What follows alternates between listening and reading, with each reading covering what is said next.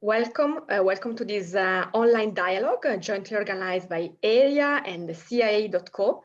And we are here today to discuss about innovation and technological developments in the healthcare sector, which, it comes to no surprise, has been particularly dynamic over the last year and a half, given what's happening everywhere in the world. I'm Giulia Monemarsan, Area Director for Strategy and Partnership, and I will be very brief just before giving the floor to our colleagues, Chintan Antani from the CIA.co. Just a gentle reminder to all our participants, please, during the entire duration of the webinar, please you keep your microphone on mute, but feel free to interact with us. We have a chat box, so you feel free to use it to ask questions to the speakers and interact with them in any way you want. We will use your Q&A, your questions during the Q&A session after the panel discussion.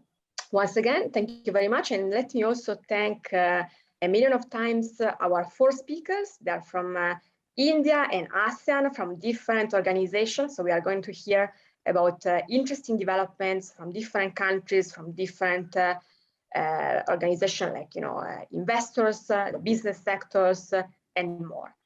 Now I'm to give the floor to Chintan, who will be our moderator today. Thank you very much. Thank you, Julia. Hi, everyone. A warm welcome to all of you on this roundtable. Very quickly, I'm your moderator for today. I'm with the C team of CI.co. As an institution, we are across the innovation continuum, doing acceleration, investments and research. So I'll be taking all your questions and conversing with all 4 of our panelists. So let me introduce to you first Dr. Satya Prakash Dash. Dr. Satya Prakash Dash is an innovation ecosystem designer. He's a technology strategist and an implementation expert. He's got decades of experience, as a founding and former head of strategy with BIRAC. BIRAC is the country India's top biomed innovation agency. He's overseen the big program, that has been very important in, the biotech startups coming out of India. He's also overseen equity programs with BIRAC. And all in all, I think he's touched upon 1,500 plus startups and innovators, guided them and, advised them on hundreds of other products. He's also the former director of Path India and Path Impact Labs. Dr. Satya, welcome to this roundtable. Right, moving on to our next speaker, Wan Leong. She is an impact investor. She manages a private investment company. She believes in the power of purpose, people, and technologies out to change the world. She's also a strategic advisor to a lot of companies, family offices, and as a former Singapore government director, she was focusing on social sector development. Her last appointment was as the Chief Digital Health at IHIS Singapore, a public health agency. And she's served on a lot of government panels and not-profit boards. And right now she's elected as the co-chair of Small and Medium Enterprises Committee and Social Impact Task Force at AmCham Singapore. Welcome on. Moving on to our third speaker for today, Ms. Nita Tyagi. Ms. Nita Tyagi, she leads the iSpirit Digital Healthcare Track, and with the aim of improving outcomes of the government healthcare programs. She brings a wonderful experience of enabling universal healthcare coverage, the UHC program that India which uses technology, and India Health Stack, which was launched by Niti Aayog in July 2018. She's participated and orchestrated in the formulation of the Chapter 4 Institutional Architecture of National Digital Health Blueprint, which was released by the Indian Health Minister in July 2019. A warm welcome to you, Ms. Tyagi. And lastly, would want to welcome Alphonsus Timboel.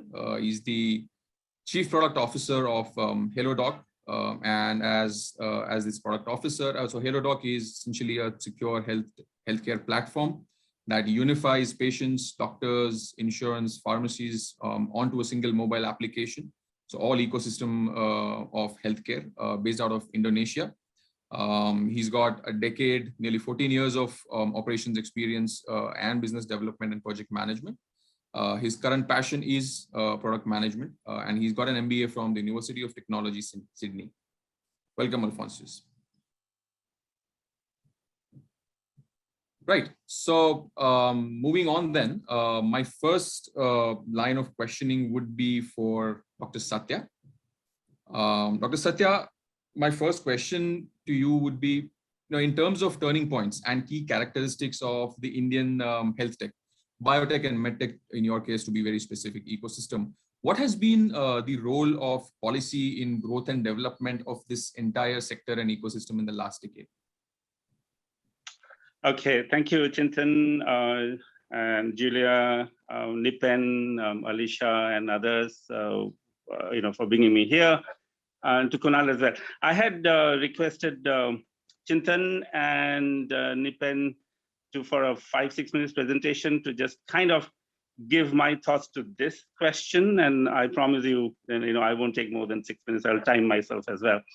I'm right now in Berlin, so it's quite a nice warm day. Let me just share my screen, and where is it on? Yes, and I see quite a few friends in the audience as well, which is very nice.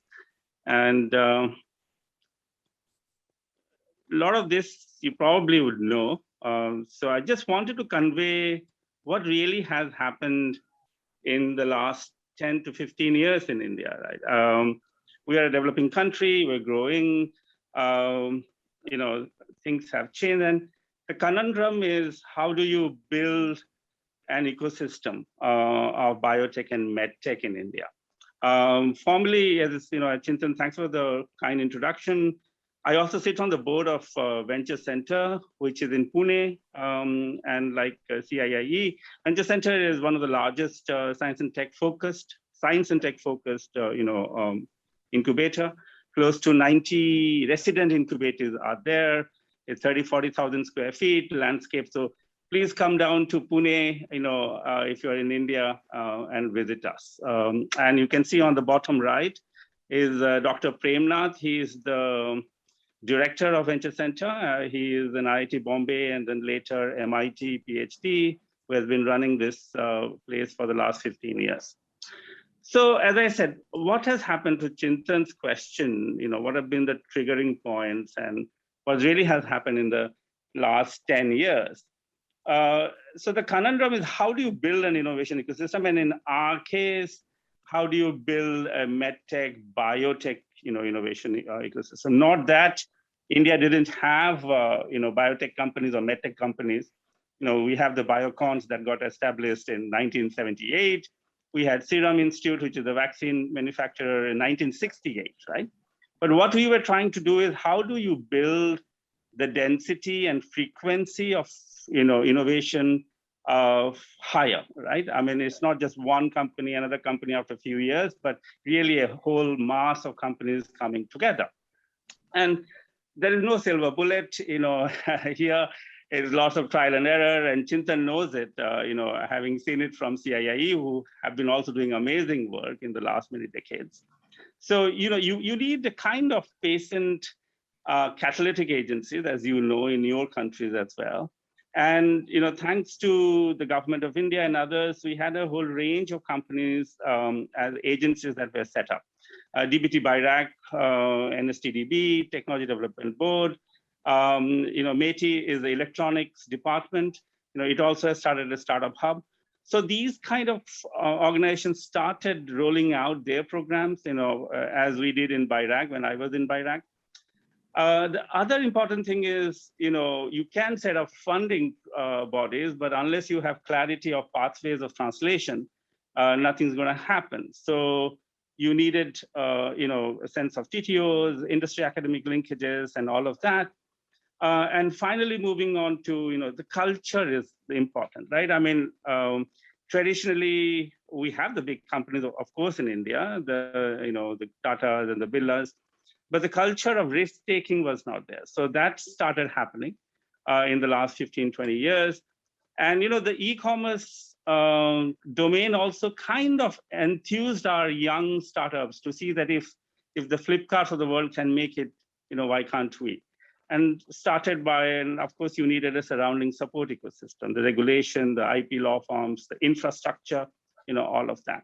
And that really started happening in the last 15, 20 years, leading to all these companies that got set up. I can share this later with you, from remote monitoring to critical care to AI. And I just picked up a couple of them to show the real products in the market. MolBio is in diagnostics, is global. Perfin, for example, is a tumor ablation company that sells across the world, including China. Perfin has a US FDA approved product. Yostra, on Forus and others. And if you look at the right-hand side, Cure AI, they are looking at digital pathology, AI image-based diagnosis. You have companies like Blackfog, they're looking at vaccine delivery, hand crank defibrillator, for example, Jeevtronics, UTI detections by Module Innovation, who just raised $3 million from Carbex in Boston. And also Care Mother, for example, making sure that the mother's health, expectant mother's health are good by remote monitoring. So you can see that there is a whole plethora of things happening. Here I forgot to mention Yostra, for example, in diabetes care, and Forus in retinopathy. But if you were to think about it, there's a whole mixture of companies that are coming up. There is energy there. And in some way, Biotech has been also the prime mover. We had a program all across from ideation all the way to scale up, as Chintan mentioned. So what has happened in the last 10, 15 years? So we have these organizations coming together. There's 4,000-5,000 startups. The energy is there. The industry is growing. There are bridging organizations that are coming together. Private funding is coming together as well, as Chintan knows it very well. There are Indian Angel Network, there is Uniters, there's many others coming that I haven't mentioned. And you have incubators, come together that are helping these startups to go from seeding stage to validation and hopefully scale. So Chintan, exactly 5.5 minutes, 30 seconds is, these last 15, 17 years have been, and there's been policy push by the government. There also has been transition of our startups. Risk-taking ability has improved, and therefore what we are seeing is, all across what I showed you. I just wanted to give you this flavor to the audience. I know many of you may know of some of these companies, but just wanted to, rather than just seeing, I thought, visual representation would be good. So thank you very much. Thanks a lot, Dr. Sukta. I think that gives us a very insightful history of how the policy has evolved now. So while you're talking, right, you did enunciate on the importance of how policy and regulatory framework really are critical to any ecosystem, right? But like everyone knows, no government or no market policy is perfect, right? So from a market's perspective, what are the gaps that you still see across the policy regulatory framework, especially in the health tech ecosystem in India, right? What kind of support do our startups still require from the government specifically? Right. I think, Chintan, I could have gone on another couple of slides, for example, the gap. So, focusing on what has really nicely worked is one thing, but focusing on what really needs to be done from now until the future is another thing. So, as I said, I think the push mechanisms have been, quite well. So if you were a startup, you want to dive into building a product, the early stage funding, getting it from the government or others is, you possibly can have it quite well now in India vis-a-vis 20 years back, right? But there are many other gaps that are still remaining. So what are those? One is once you have crossed, technology readiness levels of 4 or 5 or 6, you've gone, and I'm talking about really hardware companies here that need clinical validation. So access to, clinical testing sites, really, that is an important gap that we need to, bridge. access to an appropriate funding for validation and commercialization, right? I mean, you can, in India, of course, 100,000 can stretch quite a lot, but that is not going to take you all the way to market, right? So you need appropriate funding anywhere. I mean, now in India, you can possibly get close to $500,000 to $1 million, okay. But post that 3 million to 15, 10 million one is something that we need to bridge, and that's where the role of government can also to come to de-risk venture funds. Kind of look into other models across the world where maybe whether the way the Israel model has worked could be looked into. And the third is market shaping, right? Procurement by the public healthcare system. That is the third one that needs to be also bridged. Of course, the government has started a couple of programs, quite massive ones, like the Prime Minister Jan Arogya program and all of that, and the National Health Mission being one of them. So, but procurement and market shaping policies, insurance, claims, reimbursement, all of that needs to be looked into as we move forward. And underlying all of that is the funding, right? I mean, funding is the oxygen. So if we do not create a platform where a serious amount of venture funds can come on board, then I see, you'll have, and we don't want to be a land of prototypes, right? We really want to be a land of really functional products that can go into the communities, not just in India, but globally. Makes sense. No, absolutely. I think I personally also second that. So thanks a lot. Let me move across to one, right? While we are on the government and its role to play. So one, what are the key roles that a government and private sector have played, say, in boosting entrepreneurship in Singapore? SMEs, startups, etc. And given the current pandemic, in the wake of COVID-19, how does it adjust for the public needs? If you can shed some light on that. Okay, just to be very clear, I'm speaking from my own personal perspective, even though I was a former government officer as the Chief of Digital Health Marketplace back in 2018, where I was both an operator, a buyer of Healthtech, as well as a funder. But that's in 2018. In technology world is ancient.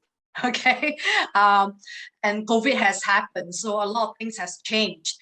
But what I really want to focus on is the perspectives I'm going to bring as a private investor in health and biotech. And I'm not doing a 5 minutes presentation like Dr. Satya, but overall, what I'm most concerned, he talks about the gap in funding. Interestingly, in Southeast Asia, just the deal size that we are experiencing in the first half of this year, we already hit about $12 billion US, okay? And this top 8.5 billion of last year. And health tech is in fact one of the most best performing sectors in Southeast Asia in terms of the deal counts and sizes. And Southeast Asia as a market outperforms in terms of the deal flow more than all these other emerging market counterparts. But what is interesting in these markets, there are 3 markets to take note of. One is Indonesia, who took out the lion's share of the capital that has been invested, followed by Singapore, very, very trailing behind at 14%, and then Malaysia, Vietnam, and 4 to 5%, okay? But the number of deals that have been closed were largely in Singapore, which is about 37%, followed by Indonesia, 27%, and Vietnam, 15%. Now, I'm just giving you a flavor about how, because of the activity flow and the size, it tells you a lot. At the end of the day, in any investments or to attract funding, you need to have a few factors that come into play. One is obviously the government's role, which is not just regulations, which is something I hope to discuss in a Q&A rather than a presentation, which is the fact that So the game changer, for example, in Singapore was not the fact that they have been investing, or we have been investing across about $80 billion in the last 30, 40 years in developing our R&D infrastructure, creating venture funds out of our sovereign wealth funds, for example, setting up institutions and incubators. As a result, last year we have about 3,000 startups and 200 incubators alone in our tiny island of 5 to 7 million people. So that gives you the realization of the appetite of commitments and investment that a government has to take. Having said that, the real game changer last year was the Act, the Variable Capital Companies Act in January last year, because that structure requires lower capital requirements with tax exemptions. And when you set up such a structure, it does away with the need to create several standalone companies. And it also offers a safeguard against liabilities and giving the fund managers and privacy, in some way, especially family offices, to manage and create funds. So as a result, you can have an influx of funds that come into making us a regional hub for fundraising. I will talk about the challenges later, about Singapore. The other market, I know Francis is talking about Indonesia, so I'm going to leave him to talk about it because it's a market I'm very excited about. But Vietnam is another market that has a lot of government push in the last 3 years. So for example, they have set themselves a target. By 2030, they're going to have 10 unicorns. Wow. Very aggressive target. But the ecosystem does not thrive like the way it did in Singapore in comparison. It was mainly due to their market size. Okay, so you can have very successful local startups, even if they do not expand out of Vietnam, as a result of the attractiveness of their mobile penetration, the youth population, and so forth. So as a result, with their sequential funds that they have set up, be it at the city and the local level, at the state level, as well as setting up a new investment law that will give foreign investors now the same market access, 100% ownership, as well for domestic ones, and incentives like investment incentives. And they also reduce the headaches in terms of, when you corporatize a commercial outlet in Vietnam. So all this actually prepare the ecosystem in Vietnam. So it's quite exciting if you look at the whole journey of both Singapore and Vietnam, is that the government plays a significant role, but each of has its own limitations, right? Singapore has very small market size, so we every time we invest, we have to think about what is the regional pipeline. What is this going to have a regional portfolio? Does it have a regional market? Before we invest in something. And do they have the support infrastructure, the way to execute and roll up the expansion? So there's a lot of consideration when you're investing out of Singapore. But for Vietnam, the whole situation differs. Having said that, but I do believe the Vietnamese government has the political will. They are looking into different regulations and tax regimes to then address how to attract more foreign investments. In fact, they have attracted a lot of Asia-Pacific original investments. Unfortunately, not so much from North America or European, which is kind of a gap in my opinion, because then you can think about solutions that can be scaled to other regions. So that is really much about the deal flow, the deal structure, and how the government's role. But the private sector has a big role to play, because telemedicine, is not new, right?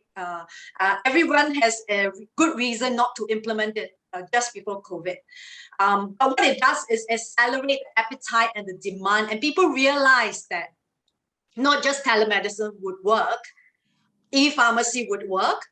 Private and public coordination for example, in vaccines research, in vaccines distribution, in distribution of PPEs, and all of this collaboration can actually work if you have a sense of urgency and political will, right? And of course, where the philanthropists and impact investors come in to support that in that crisis mode. The question now for all of us is, how do you sustain that? What are the legislation? What are the structures? What are the funding that is going to continue to sustain that momentum for telemedicine to realize its full potential? Because there's still a gap in the rural parts of the larger market areas like Indonesia and Vietnam and Cambodia and other countries, for example. And how do you also deliver the right quality of care, where sometimes access is inhibited by the cost? So those are the things that we need to think about when it comes to health tech.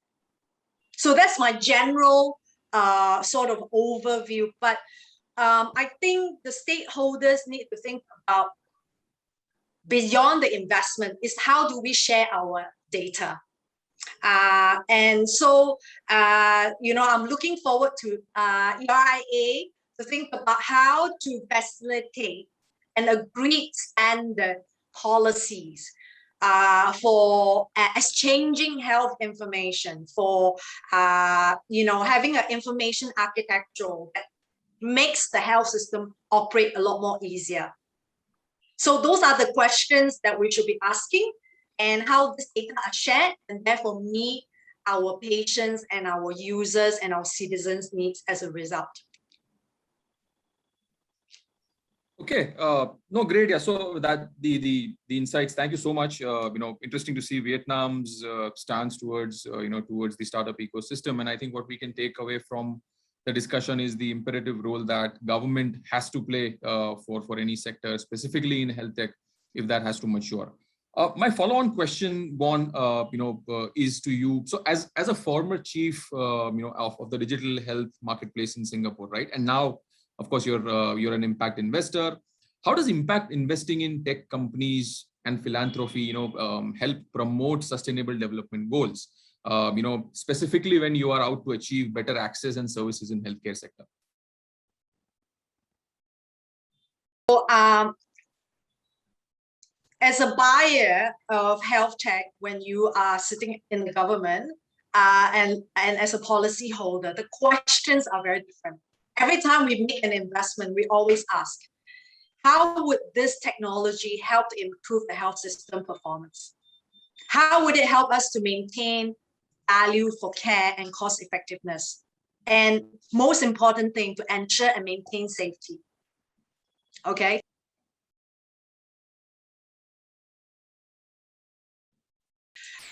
And for me, when you are at the policy level, it's all about governance. It's all about access to data and making sure we will have a sort of a universal health coverage or access for all citizens.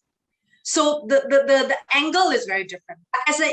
So I look at data as a critical, the access to data and help me to inform my policy decisions as a critical need before you make an investment.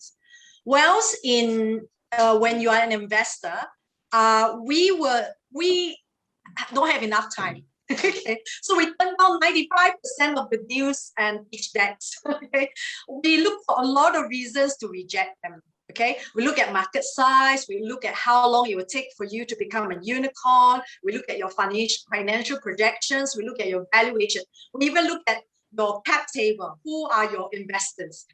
In short, are you investable for us to make money, right?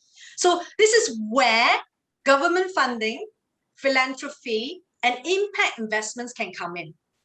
Because as like Dr. Setter had already said, the early stage funding, especially for deep tech, medical device, pharma, biotech, is kind of lacking, okay? And this is where the risk capital in the form of philanthropy, government funding, it needs to happen. And Having said that, the best customers to realize the sustainability of the investments are the corporates.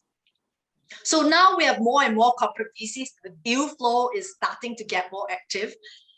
However, they are only investing in a later stage for good reason, because they have to be very careful about investing into something that has been proven, there's market traction. And so therefore, there is kind of a gap. So this is why the engines of philanthropy and impact investment, which is all about how can I deliver impact as well as achieving some good financial return that will help me to mitigate some risk. That combination must happen. So that ecosystem must happen in any country or any market, be it in Vietnam, Indonesia, or Singapore. Thanks, Juan. And I agree. I think you touched upon a very important point. You know, philanthropy and impact investments have played a silent but very critical role in assuming a lot of that risk, out of the startups ecosystem. We'll come back to, I will move to Ms. Neeta for the next set of questions. So Neeta, first of all, please tell us more about your role, right now, as a volunteer in iSpirit, right? And also, of course, the participation in creating the whole NDHP, the National Digital Health Blueprint, right? What is the need for such a framework? What importance does this play in the whole health tech ecosystem, and its potential pitfalls, if you may? Sure. So I would like to kind of share that before I sort of joined iSpirit in 2017, early 2017, one of the biggest questions that I was grappling with, having worked in sort of electoral campaign space with governments, etc., was that how come, so much money is allocated to various schemes, right? But the, the utilization of that is very low. So sometimes, in fact, I argue with people when they say that, the government is not spending enough money. I always say it is not about, 1.5% or 2.5% of GDP. I think the biggest problem is how does that money reach the actual beneficiaries? You can, increase the amount. So basically in iSpirit, we're starting the healthcare track, and that was exactly the brief in terms of, how the national health protection schemes at the government level, at the state level, the money goes unutilized. So my role really was here, I would say, as a hustler. I ran this volunteer group, which I used to call at 6:30 in the morning. In fact, I called it Project 6:30 because everybody had a day job, but it has, the best tech minds, in the country. And we started sort of working on what could be the digital health strategy, right? Keeping this in mind. And I think I just heard Juan kind of say, that whole public, private participation with the, government PPP sort of a, how does that kind of build where government can give some kind of a railroad, right, for entrepreneurs to build on. So what came out of that, so my job was to really distill those thoughts and also to bring some kind of a, ground realities into place when it gets purely sort of tech. So what came out was a, bunch of thoughts on the digital health strategy, which, as you kind of rightly said, was published by Niti Aayog in 2018. And I must say the great idea there was really that, an entity, individuals, it is such a complex problem, the healthcare. One cannot solve that. So how do you distribute the capability for others to solve? And that includes our entrepreneurs, our investors, the academicians, etc. So, and a big part of that is access to data, because how do you kind of, use that to sort of solve the problems? And then in terms of the NDHP, so it's great. I think in terms of, National Health Stack really could galvanize people around it. And as we have seen from 2018 to 2021, now there has been National Digital Health Blueprint, in which I sort of participated on behest of Niti Aayog on the organizational structure. But then I also had the opportunity to build one of the foundational blocks, as in, put forth in the National Health Stack. So you have registries, you have the PHR, you have the health claims. So these are all basically signify the flow of people, flow of data, flow of money. So PHR is something which requires the consent frame architecture. So I got to lead that particular project with NCG, National Cancer Grid, taking the lead, and along with ThoughtWorks. And what came out was basically open sourced by National Cancer Grid, and it was picked up by NHA, which what we know today as the NDHM PHR app. So that is one of the second things that I got to do here. I think the second question was in terms of the national data sort of management framework, which has obviously been put forth under NDHM. But I would like to, how I would like to tackle the importance. I think you also wanted to know the importance, sort of that.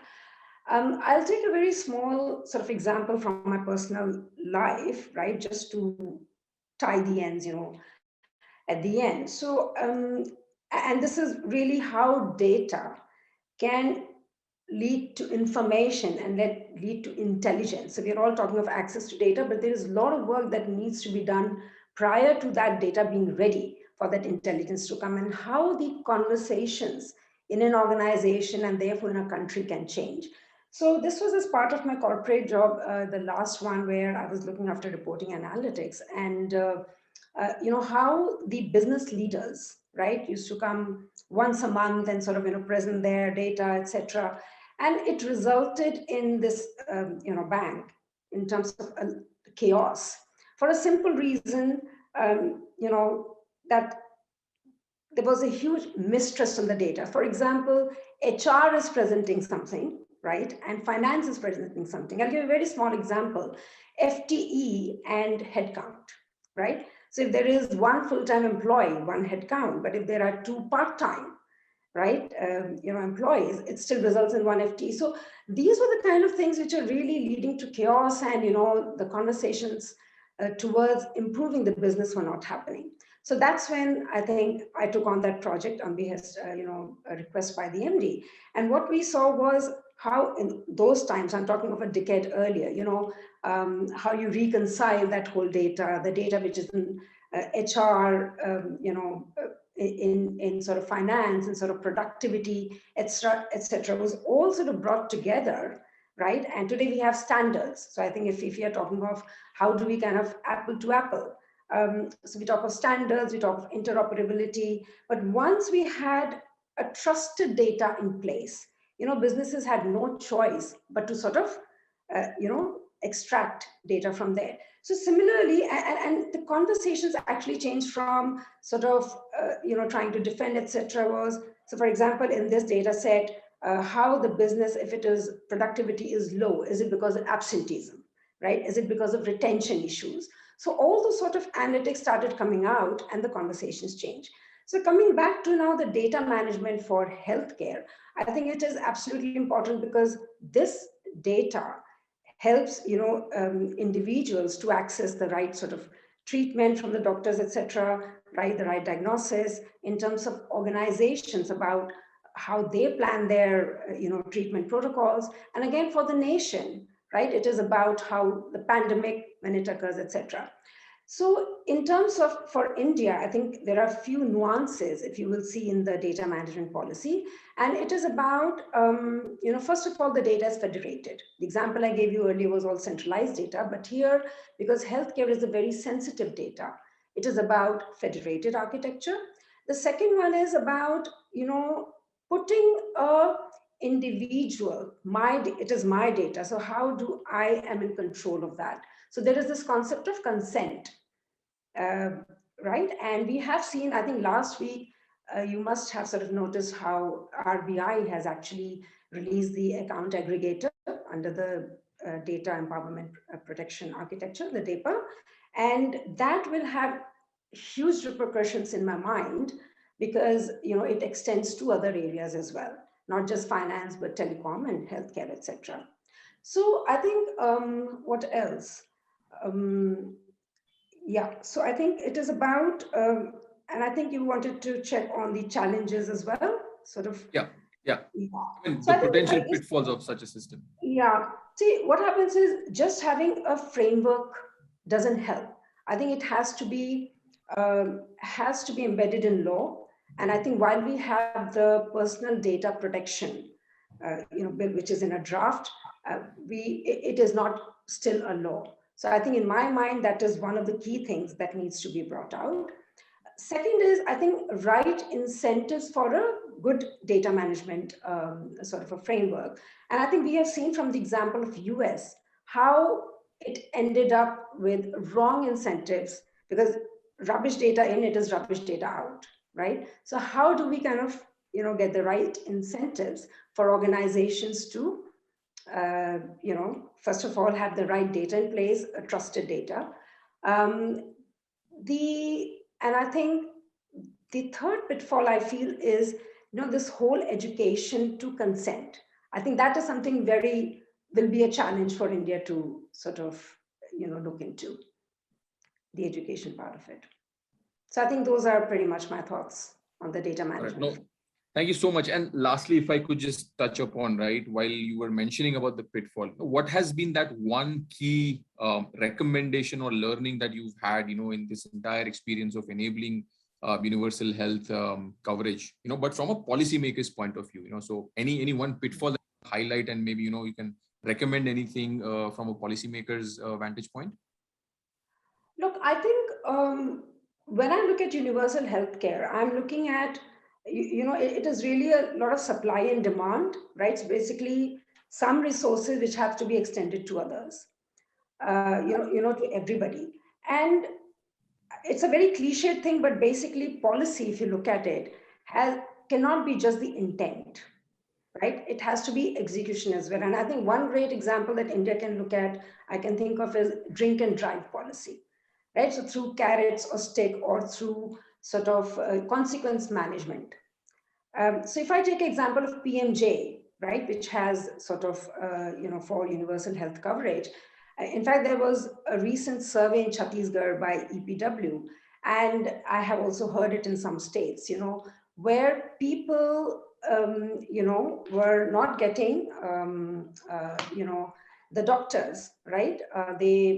Or I should say the patients had to spend their personal money on the treatment before the pre-hospitalization, right? So while the intent is there for universal health coverage, but the very same people are not getting it. So I feel that from the government's perspective, we also need to look at how to reduce the demand in the first place, right? So we look at the public health sort of a space where we are talking of, sort of preventive sort of health, right? So that not as many people sort of, need the healthcare, and, it could be how the equity. So basically we find in urban, right, there is a whole sort of, doctors in there, but again, healthcare is, not available in the rural. So what sort of incentives are there? And I think, again, all these programs are basically optimizing whatever we have, but that can only go so far. So for example, in Chhattisgarh, when you find out that certain doctors are not doing the right thing, if you put in the regulation of striking them off, it doesn't help India because the supply gap is so huge. So again, from the policy perspective, I would say, one needs to create that whole supply of medical healthcare workers. And we have seen in COVID, a number of articles have been that you can have the ICU beds, right? But you cannot have the professionals sort of grow overnight. So I think these are some of I would kind of advise the policymakers to look into, to, balance that supply and demand, to reduce the demand and increase the supply. I think, if I put it sort of simply. Interesting points, Neeta. Thank you so much. Let me quickly move on now to Alphonsus. So Alphonsus, could you just tell us about what HaloDoc is? What's the story behind why you built, I think, what is known as one of the biggest online health tech startups in Southeast Asia, with what 20 million users as per 2020, right? Yep. Thanks. So I think, HaloDoc is established in 2016. So we are Indonesian-based health tech providers. our mission is trying to simplify healthcare access through technologies. We know for a fact in health tech or in healthcare actually in general, there is 3 P's in healthcare, right? For example, there is patients, provider, payer as well. So we aspire to become the 4th P, which is the platform that connects the dots between all of them. So we started companies from problems that we've seen in Indonesia because we are an archipelago. We have so many islands from Sabang to Merauke. I think that's what we're saying, for example, right? There's only 4 doctors against 10,000 populations, and then there's only 4 doctors against 12. There's only 12 hospital beds against 10,000 population as well. That's the issues that inspire us to create such solutions to the industry. And majority of the specialists as well for these doctors is concentrated in certain island in the big cities as opposed to in rural areas. So there's at least 3 main services that we do. We provide telemedicine service for our patients, connecting them to any doctors in all over Indonesia. We also operate an e-pharmacies where people can buy medicines, products, vitamins online and get it delivered within 60 minutes directly to your home. The other products that we do is like we allow patients to be able to book appointments, be it to a COVID testing facilities or even to vaccines right now, right, with the help of the governments as well in Indonesia. Those are the main things. On top of that, we've partnered with 20,000 doctors as well in Indonesia, more than 4,000 pharmacies to ensure that we have enough coverage in the country itself. Okay, interesting. So, telemedicine and of course e-pharmacy being critical to HelloTalk as well. How has that changed in Indonesia, right? And in your perspective, in your experience of building this entire enterprise around these 2 things, what still can be done either from the private sector side or the policy intervention side to better facilitate health tech services across Indonesia or even Southeast Asia for that matter? Okay. So I think in pandemic definitely have accelerated the growth of the health tech industries because people are unable to go to the hospitals or they're trying to avoid the disease transmissions as well, right, in hospitals. It does help that. We are lucky, I guess our government is pretty open and even President Jokowi also endorsed that referred to us as hospital without walls. I think this recommendations, this openness to actually fighting together against the pandemic situation has helped navigate the way. So the support from government is actually really there. And they also highlighted that this digital health strategies is something that they want to include as part of digital roadmap in 2024. And with the current market penetrations of smartphone, I think that's a lot of opportunity that we are able to uncover in Indonesia. So public and private partnerships in this pandemic era, I think is also great. One of the examples I give is like how governments working with us as the digital health providers in distribution of vaccines, right? Trying to help them in setting up drive-through facilities so people can get vaccinated in our facilities, or as simple as like digitalize the booking process so we don't actually have a lot of people coming in one center at one place, which also cause a risk of disease transmissions, right, in the COVID cases. Other partnerships that we do is like how we are able to work with the government sectors in distributions of medications or self-isolations program with the governments, so they were able to utilize our technologies. They will be able to utilize us as a providers, so people can consult online for free in managing their health or their COVID cases especially on the minor sites. So I think this is just an examples that we've seen us working together, public and private, in the pandemic era. We're hoping this to continue to grow post-pandemic, of course, by collaborating a lot more on how we are able to extend this to even the national healthcare programs and so on and so on. Okay, so yeah, so what you're trying to say essentially is also reinforcing what Juan said earlier about the public-private partnership playing a key role. Great, thanks. My next question would be to Dr. Satya. Everyone's talking about the pandemic, Dr. Satya. So what are the major disruptions? And I know you touched upon some of them in your presentation as well. But if you had to highlight, what are the major disruptions you've seen in the health tech ecosystem due to COVID-19, right? And what's the future trajectory? What's the future of Indian health tech, in your opinion? Okay, thanks, Chintan. Lovely hearing all the insights from other panelists, and I see the challenges very similar in India. The Indian market, can resemble both a developing country market as well as a developed country market. Right? The private providers are, somewhere really in the top, and also there are different models coming that I encourage our panel, our audience to look into.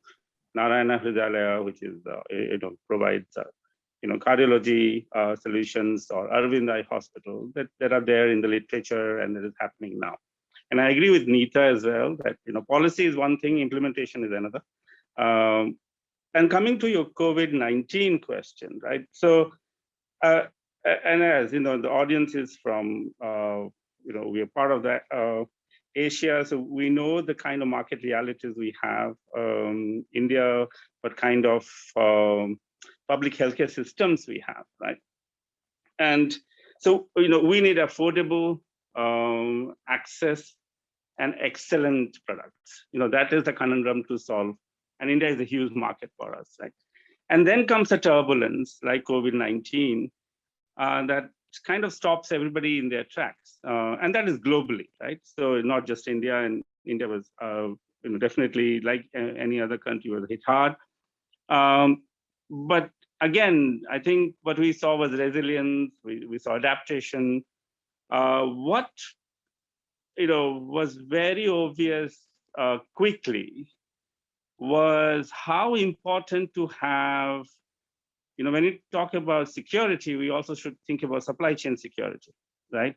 So accessing components, somehow stopped, and therefore it led to crisis in manufacturing. We also saw that essential components were important that were getting imported. Can we start building those locally? Diagnostic kits, for example, right? I mean, of course, now after within 6 to 7, 8 months, we started building a lot of diagnostic tests, and the startup SME community as well as the response from the government was fast, and we could do that. But if you unpick it, you really realize that when we use the term manufacturing at scale, that there are several layers to it that I think both our industry and government have to look into it. The parts of which are important, critical, the components, whether we can manufacture them, locally. How do we? And this is not going to happen over time, just over one day.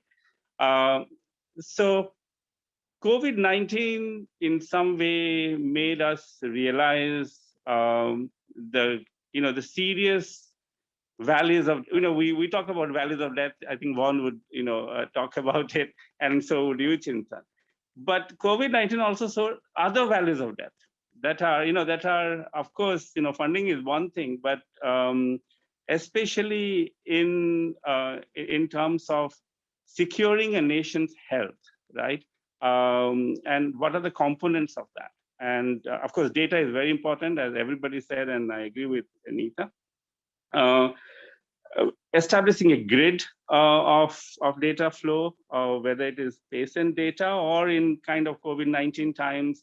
For example, India being humongously big, right? 30 states, almost 20 languages with different scripts.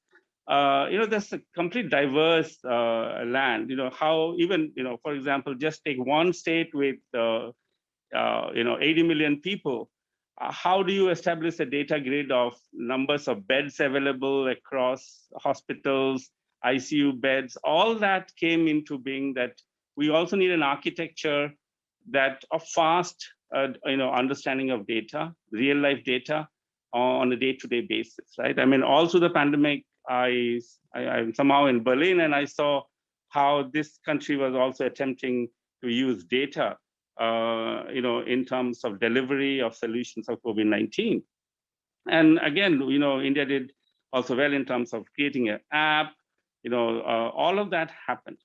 But essentially, I think what was the three things that to me, one was, any curveball, any turbulence like that just shows how resilient we are as a global humanity. Of course, also it showed, how everybody started, looking after themselves. So there were vaccines being procured at 3 times what they needed by many countries. And we can see now that, certain parts of the world are only 5% vaccination, where the other parts of the world there are, 50-70% vaccination has been done, right?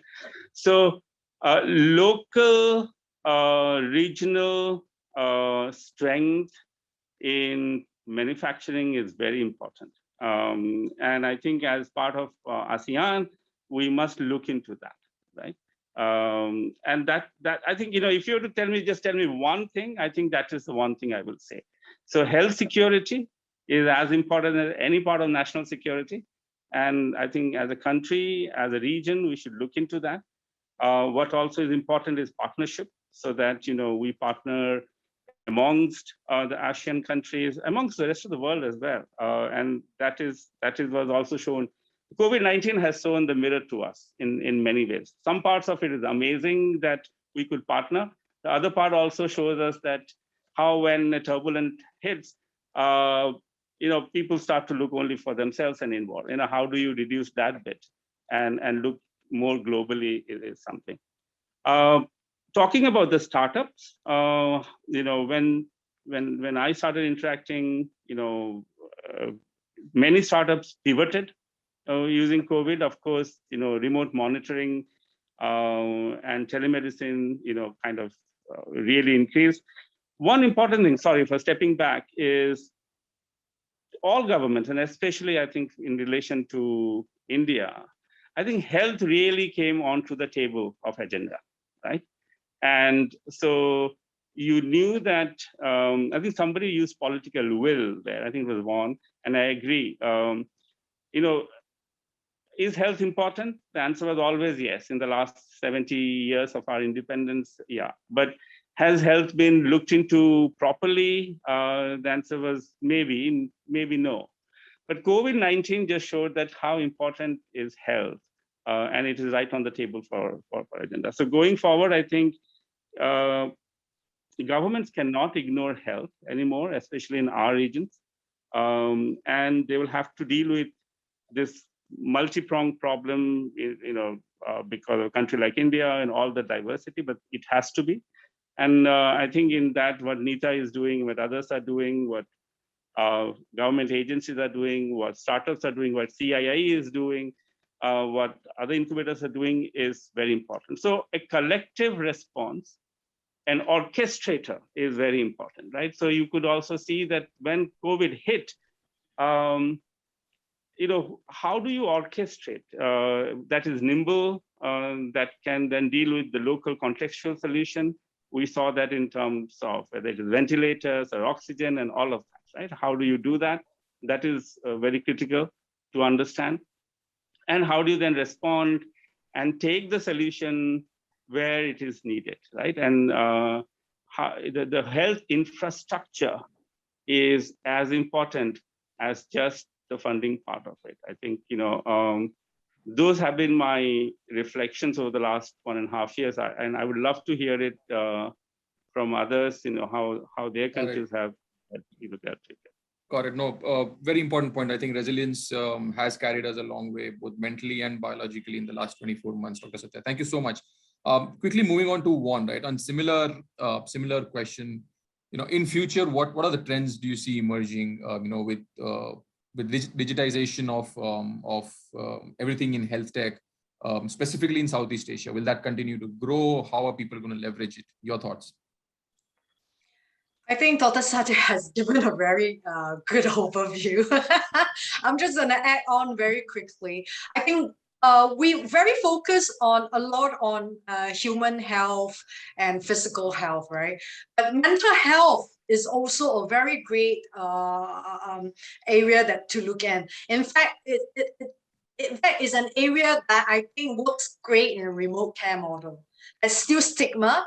You can be anonymous to receive care. Suicides happen between midnight to morning. No one will drive to a clinic or see a therapist during that time, but now it's accessible 24/7. And then the next gen actually prefers social media, using, this kind of virtual, information gathering and also receiving of therapy. The other thing is that you can have more different type of alternative treatments and interventions to support not just mental care, but also physical care, including aged care,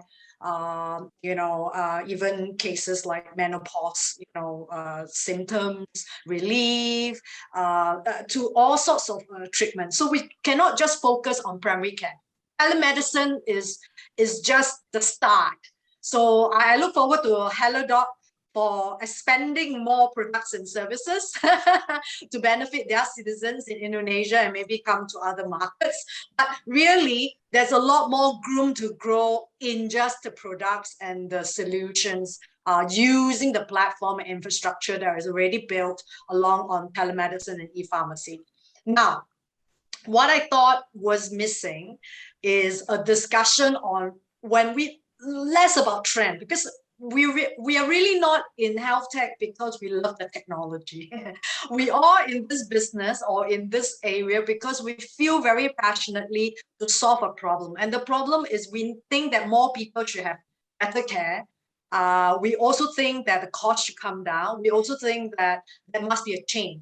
And the biggest change that I want to see is that from a hierarchical base, doctor says it all, or so-and-so says it all, that this is the kind of care you should receive, to a more patient empowerment, patient-centric, people-centric prevention center, which Nita has actually brought on. She talks this is very close to her heart, I can tell, and that's the kind of model we should go after. So as a result, policymakers and funders, okay, so the people who are willing to take the risk, who has the incentive to make this happen, need to ask themselves, in order to enable that model, what sort of policies and regulations need to happen? And if you want to see growth, it can only come from leadership. And the way to go about doing it is you must have a digital health agenda.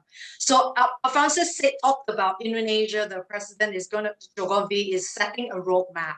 So the strategy and the roadmap needs to set up, right? Needs to be agreed at the ASEAN level as well, because there will be exchange of information, exchange of investments, and looking at how you operate that as a shared agenda. That should be set up as a strategy. The architectural of that at the enterprise, institutional level, at the state level must also be set up. So those questions need to be addressed. Finally, at the investment level, look at how China does it. Look at how Germany is very late when it comes to digitization, okay? Such as it is in Berlin, but you will realize that not everybody has a mobile phone in Germany, right? However, interestingly, if you look at China before COVID, back in 2018, we already have the clear roadmap and comprehensive framework to regulate online healthcare. Okay, they allow hospitals to use online platforms.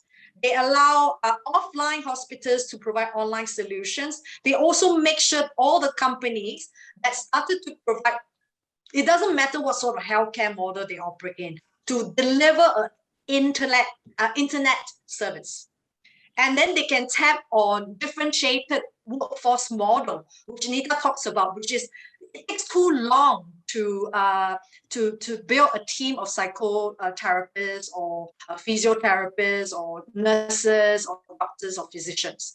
It takes too long. So you need to think about how to use technology to do that. So that's the strategy and the architecture to do that, but there's also the investment side that you need to address. And the other thing that Germany has done very well, actually just last year, is this Digital Healthcare Act.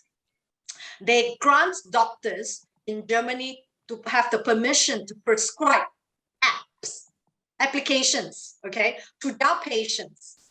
And just a few months ago, 2 apps have been approved, which makes it the very first country in the world to prescribe insured health apps.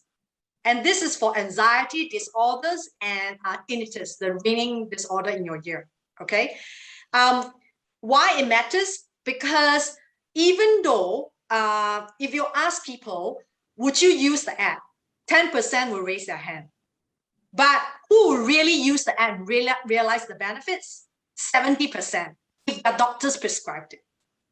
So to make it safe and make it easy for consumers and patients to access this, sometimes you just have to make it easier for operators and providers to do that. So such an app in a digital health agenda framework will enable that. And the cost is actually covered by the CKV, which is the statutory health insurance, which is the world's #1. So Germany is kind of late when it comes to digitalization, but when they want to do something, this is the game changer. So think about it. These are the kind of recommendations we should be recommending to our policyholders. And finally, when it comes to the private sectors, please consider seeding and funding the startups at the earlier stage, but also the corporate VCs and the providers to come together and collaborate to support a supplier forum, to exchange that data, to do the research. So there's a feedback loop. The data you receive at HelloDoc might inform a hospital provider, might inform a clinical researcher, so that they can exchange this feedback at real time. So they will then realize if or their treatment really works at the clinical level or at the community level, at the individual level, at the consumer level. So that standards development, that exchange of data should also take place, not just at the strategy level, at architectural level, but also at the investment side of things. So I see it as a less urgency for trend, because I think the trend is here to stay. Yep. But in order to sustain the trend, you need to make sure all these factors happen. Well, that's great insights. Great points. Thank you so much, Juan. So while we're at HelloDoc, let me move on to Alphonsus. Even in India, Alphonsus, many corporates and health tech ventures are increasing the tie-ups and partnerships. And we've all throughout our talk today, we've talked about partnerships.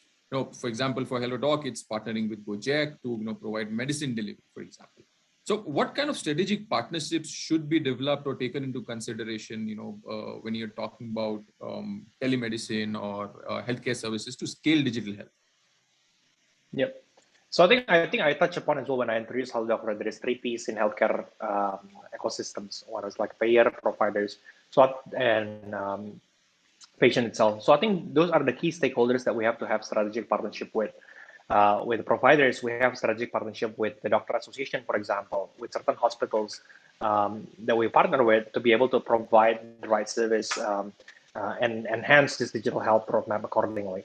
To payer, for example, we need to talk about, I touched upon about national healthcare ecosystem, so we need to talk about the largest payer of national healthcare system is the government itself, right? So we need to discuss with them what are the opportunities that we are able to address to capturing, to at least digitalize the national healthcare ecosystem as well, to support telemedicine, for example.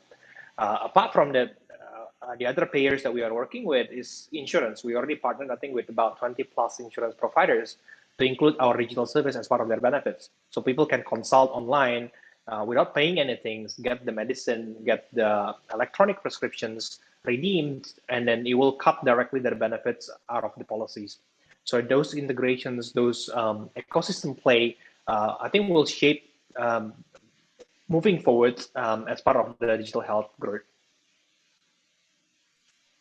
Got it. Thanks, Alphonsus. So, and lastly, moving on to Neeta, right?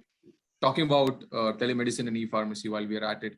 In the wake of COVID-19, right? How do you see the e-health ecosystem in India evolve, right? And what's the importance, again, while initiating on the fact that what can government and private sector startups do to kind of manage the entire load, given that Satya pointed out that the country is huge. In your opinion, what's need to be done? Right. So look, I think COVID-19 has definitely accelerated the adoption, right, of digital services across board. I think not just healthcare. I work for, eGov digital platform as well. So, how people used to go to municipality to pay taxes versus how they would during the times of COVID, right? They would want to do it, online kind of stuff. So that is there. But I think to sort of sustain it, there is a heavy role that the government and both the private entrepreneurs sort of need to, play. And I'll come to e-pharmacy and telemedicine in a bit. But I think from the government perspective, I think like Satya pointed out, health is a state subject, right? And there is a lot of confusion in terms of what are the rules and regulations, etc., from state to state. So I think it's important that, and I could see that e-pharmacy, the draft bill, though I'm not very close to e-pharmacy, I must say, but I think from what I read, it's been 2 years, right, since there has been a draft bill, and it's kind of hanging the entrepreneurs and investors sort of in a limbo, like, what really is happening. So I think that is one thing that the government owes, definitely, is to bring clarity as soon as possible and not kind of keep on people in the limbo. And I think the second thing is to provide, which India is making an attempt in terms of giving the digital public goods, right? So like I said, I mean, one entity cannot solve these problems. And in India, I think it is the power of entrepreneurs and the investors behind them which will bring it to life. And I can again give you one example of when I was in working with Ministry of Health on the launch of, NCD app, which is non-communicable disease app. Now you have made the technology, right? But you need to sort of implement it. And for that, very small example, I needed a list of ANMs in the States, right? And the data might be there in different places, but believe me, I could not get my hands on that, right? So how do you kind of, even technology is there, but how does the data, the right data, the trusted data, and I think it was something like you can take it from next year, but which ANMs, is it a live repository? So I had to spend basically working a lot of time on sort of bringing that. So I think we are talking of these master databases for the nation, which is very important, for the entrepreneurs not to spend their time on figuring these out. They need to concentrate only on the user experience. I think Juan spoke about that. There are people who have mobiles and people who don't have. Would you leave people who don't have, right? So you need to innovate and bring that user experience in such a way that people are ready to sort of use it. My thoughts on e-telemedicine and e-pharmacy, I would say, the way I would look at it is it increasing the access to healthcare? So in terms of telemedicine, probably I see a glimpse of, yes, people, who are remote, right? They get an access, and a lot of work needs to be done. We know that telemedicine guidelines have come in, but again, I would say a lot of, it depends on the entrepreneurs, how they build it. And again, on the government side, how to build that digital goods faster. They're still in the making, right? That has a big potential. But if you look at in terms of, I think, e-telemedicine, I feel that if the GP system, which you used to have before, but is completely, I don't know, these are my personal feelings, but completely gone away. But COVID showed us that when you're having symptoms, you cannot ring up a specialist, right? You need to go to a GP. So if my message to the entrepreneurs is that if through telemedicine, they can somehow resurrect the GP system in India, I think that will be a great plus. And I would appeal to investors as well, as they're looking at it, kind of, support those causes. In terms of e-pharmacy, I do have certain thoughts, which, and I'll be very happy for people to, kind of challenge that. But I feel e-pharmacy, the fact that such few people in India have access to healthcare and therefore prescriptions, and therefore they buy medicine, right? In terms of COVID times, I think e-pharmacy did get a huge impetus. But if you look at it, it is eating into the pie, which is already has access to healthcare, right? I would like to bring in an angle of community as well here. What happens to communities when you get into sort of e-commerce, and I'm sitting in London here. I can share with you, last year when I was here and sort of, I was in Lake District, I kind of booked a place. I went into the room and there was a whole page of it actually said, we would like you to book it not through the e-platforms, but through us, because the taxes that you kind of pay actually do not get into the community. And a lot of retail places were kind of getting shut, right? And similarly, I think in the village that my relatives sort of live here, they have a restaurant. They told me last year that how the entire community has come together and said that, look, we will buy from each other. So for example, if there is a cheese maker, right, and there is a restaurant or there's a coffee sort of a shop, people actually came together to kind of say that, no, we are not going to order from outside. This is what is produced in a community. We buy from each other, we pay the taxes. So I think what I'm trying to give a glimpse of is we also need to be, cognizant of what it is going to do our community. I think that's the only point I would like to sort of leave it for thought here. Oh, very, very interesting. Thanks a lot, Nita, for your thoughts. All right, so I'll just pause for 5 seconds till we have line of questionings from our viewers and audience. Post that, I'll just start directing questions as and when they come up. We already have one for Dr. Satya, so we'll start in a few moments. Okay, so okay, the first question, Dr. Satya, is for you. I think you've already responded and viewed in the chat. Let me just rephrase nevertheless. So one other question is, how can new technologies be recognized by the government, and translated and accessed by the public? Right. And again, I'd love to hear from others. My 2 cents are this. Technology is always ahead of the curve. Regulation is always chasing, right? Because regulators somehow, by the time technology comes to their doorstep, it's already there, and there might be some user cases as well.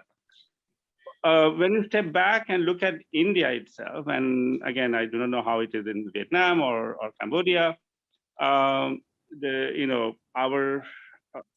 India has had a history of being the pharmacy of the world. We do, good chemical entities, all of that. But for digital stroke medtech, stroke hardware, stroke, combination of new technologies, how does the regulator look at it? Whether it can show stewardship in terms of regulation, and whether it can understand finally the opportunity that technology will bring to delivery of solution, to the doorstep, as I say. And I really mean delivery of solution to the doorstep, right? And with digital technology, it is to the doorstep, right? And the cost to the country to do that, right? Should we invest R&D in basic technologies? Of course, yes, right? I mean, for a country like India, that it cannot be zero-sum game. It cannot be only you do basic science or you do, product development and translational science. It has to be both. And I think for many other countries, the same thing. The second thought I have is, and I'll come to the regulation part. The second thought is, as a country, as a region, and especially as a country, are we looking at technology of today and technology of tomorrow, right? And who is sensing, who is funding?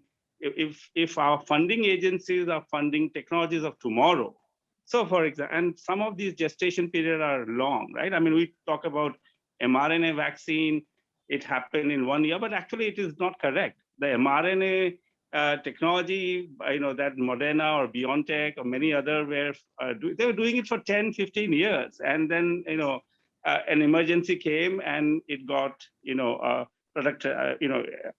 got into a vaccine.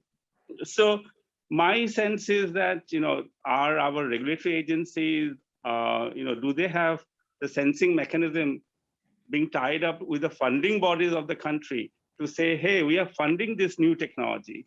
How this is going to play out? What are the ethics of it? How it's going to be adopted?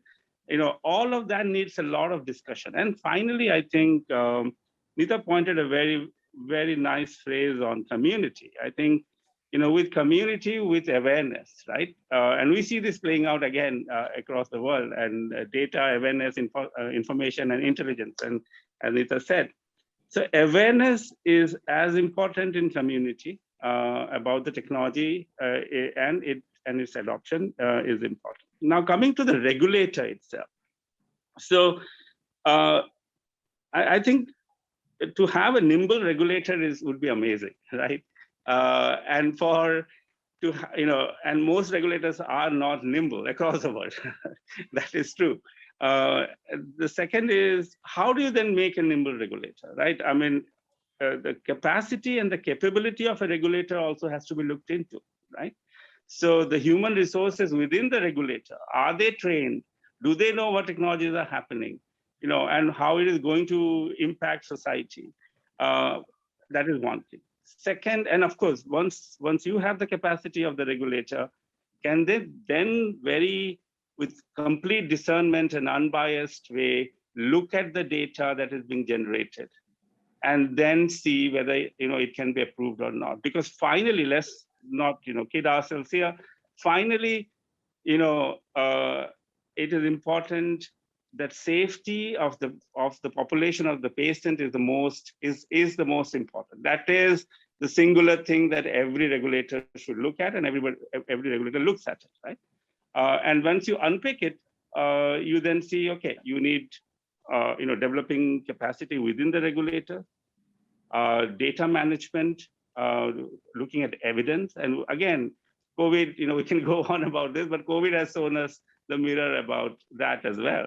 In the last 2 years, with things being retracted from different journals and things like that, right? So how do you look at data? And third is, are our funding agencies that are funding technologies of tomorrow, are they talking with the regulators about what would be the impact, positive impact? What are the things that the regulator should be looking at in terms of ethics? So that cross dialogue between different government agencies, civil society, and industry has to happen. I'll stop there because I think my time is up. Sure. No, thanks a lot, Dr. Satya. So, I mean, one question directed to Juan, if I may. So, in the B2B space, as an impact investor, right? How do you see the potential opportunities for offering healthcare digitization or maybe electronic capabilities that you just mentioned a while ago? Sorry, what's the question again?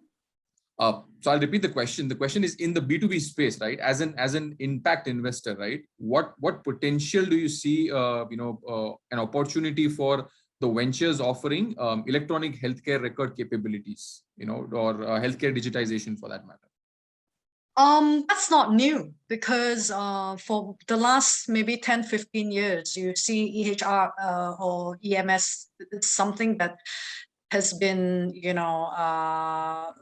based software or part of the system integration efforts has been done at governments or at different agencies, for example. So I don't know what's the question. Is the question about the opportunity? I think the opportunity remains mainly with the existing providers now, because the biggest problem is execution, which is a lot of times, a lot of data are sitting in legacy systems. So there's a lot of problem with cleaning up the data, integrating the system and exchanging the data and making sure that those data actually work. So the technology is, like Nita said, the technologies is there, but getting people to agree on the standard and willingness to share data to make sure there is a seamless flow of data from point A to point Z, for example, and receiving data from the first provider to the last provider, for example, may not happen. And at provider level, the data may not be able to reach them because they may not have the infrastructure or the budget to actually have that app or that system hosted in their site. So while it is something that everybody is trying to do, execution is extremely hard. Yeah, so this is why I admire entrepreneurs like Alfonso's and the team, because if you can get the providers to accept your system, it must work with the existing legacy system, okay? And convincing thousands of them to house it onto their own devices. Now that's the trick. And go about. I'm not sure if I can answer that question, but yes, there is a market there and people are buying such a software, but we found over time is not really useful because the integration efforts are too painful. Got it. Thank you so much, Juan. Yeah, that partially does answer the question. The next question is directed to Nita. I'm so sorry, I have to run. So I'm just gonna say goodbye to the team and everybody. Let's LinkedIn, and I hope to receive great startup ideas. I'm a seed funder. Okay. Bye, everybody. Thank you. Thank you. Thanks, Juan.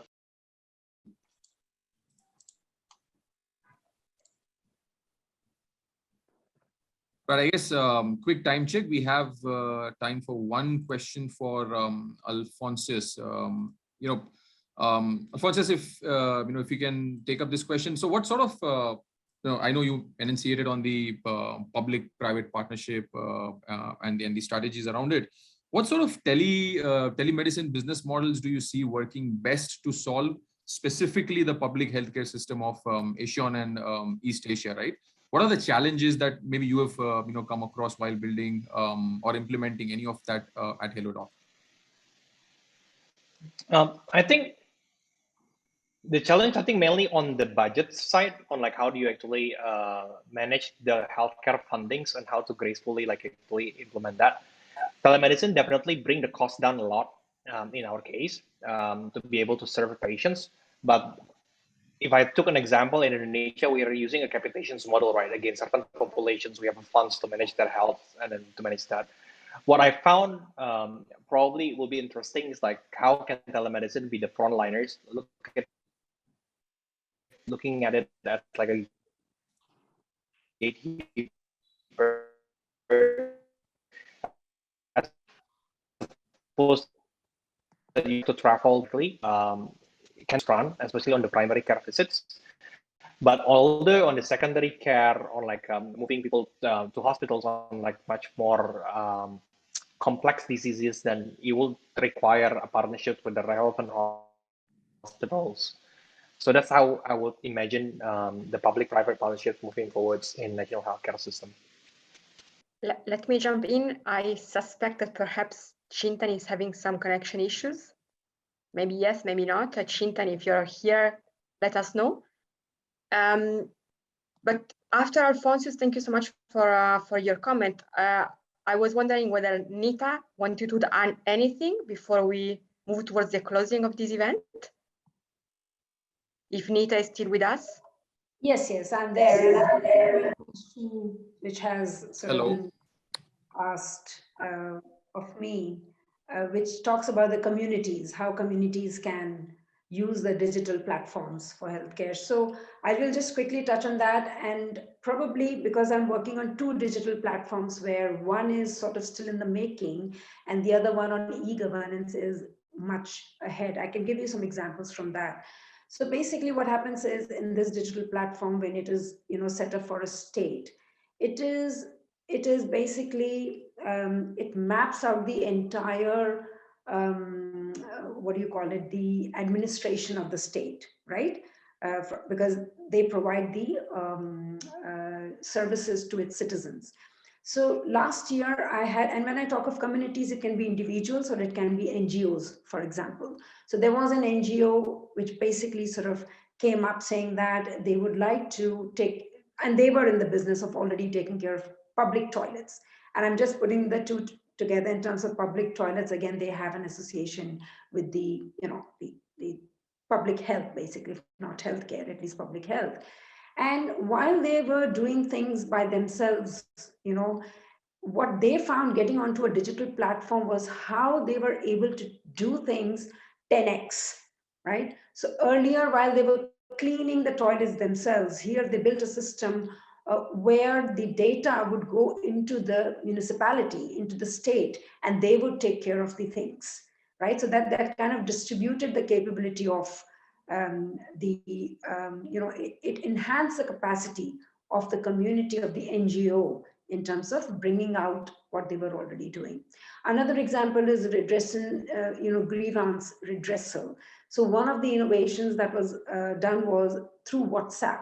So how, if you have, dirt around your house, which needs to be cleaned up, how through WhatsApp, you can actually send a message to the authorities, right? And that was there because there was this platform, and that has resulted in absolutely sort of, authorities coming back to the addressing of that grievance from the people, individuals in the community. So may not be, I think those are still good examples. A lot of work needs to be done, but at least there is a way that individuals and organizations in the community can access, have a better access to the state.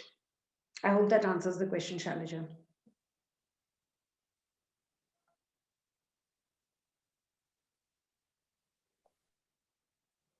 Chintan, I saw that you're back, so over to you. Yeah, apologies for the power cut. I just do a time check. I think I was just saying we were bang on time. Neeta, thank you so much for addressing that question. So guys, thank you so very much for coming. We had a wide variety of talks. I'd like to specifically thank Dr. Satya, Neeta, for providing all of their cumulative insights drawn from their experience. I think we spoke about resilience, the importance of government, and how key are they, not just from the financial risk-taking standpoint, but also from involving the private sector, specifically in the time of pandemic. I hope you guys have had an insightful session as well.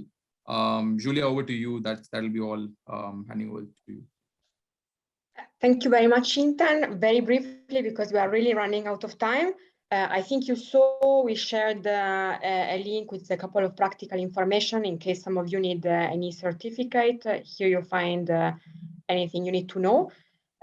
We started this series of dialogue because we suspected there was so much to share between India and ASEAN, and I think the conversation today clearly gave us the answer. I personally learned a lot. So once again, thank you very much to Alphonsus, Neeta, Satya, and Von. I think we really had a great discussion. I hope we can stay in touch and to be continued very soon. Thank you very much again. Thank you very much to all of you who stayed connected to us until the very end. And I think now we can close the meeting. Bye-bye. Thank you.